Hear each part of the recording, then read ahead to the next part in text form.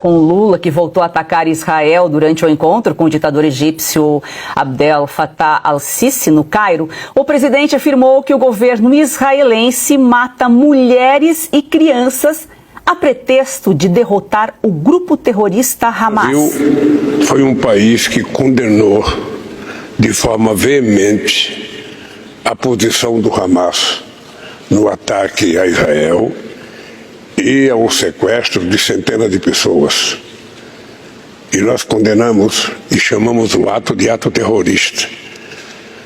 Mas não tem nenhuma explicação o comportamento do Israel, a pretexto de derrotar o Hamas, está matando mulheres e crianças, coisa jamais vista em qualquer guerra, sabe, que eu tenha conhecimento. Adalberto Piotto, Lula, mocinha é bandido, bandido é vilão.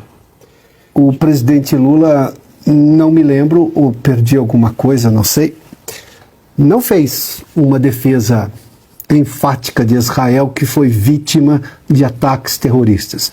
Fez sim uma citação, diz que o Brasil condenou os atos, demorou a chamar de grupo terrorista o Hamas, agora parece que chamou de terrorista, mas é muito pouco para história, para a tradição da diplomacia brasileira.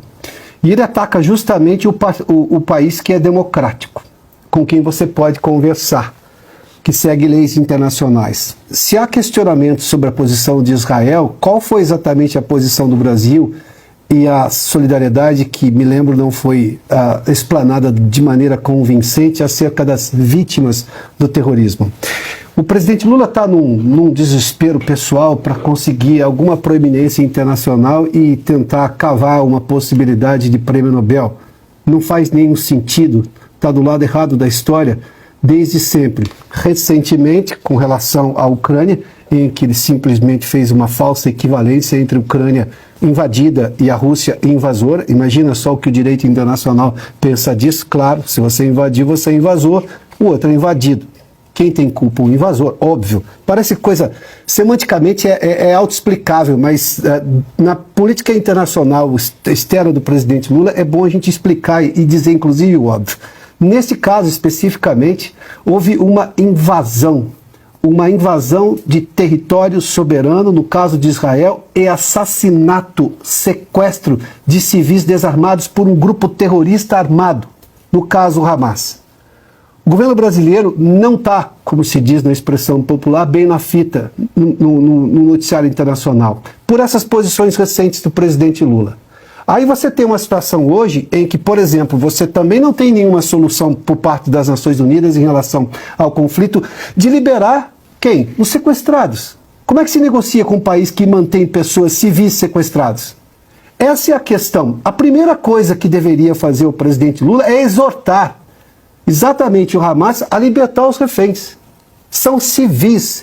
Não estamos falando de troca de militares, de agentes de segurança. Não, estamos falando de civis. Alguns eram crianças, são crianças. Imagino que, bom, por Deus tomara ainda estejam vivos, mas é esse tipo de coisa que o mundo inteiro está enxergando e o Brasil parece viver num mundo paralelo.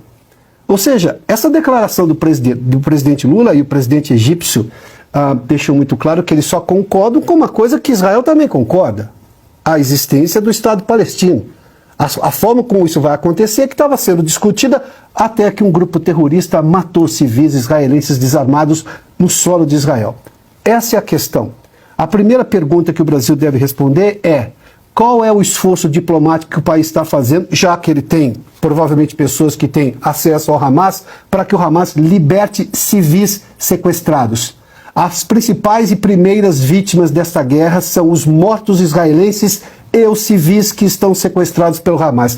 Enquanto não se resolver essa questão, qualquer outra questão é difícil de resolver.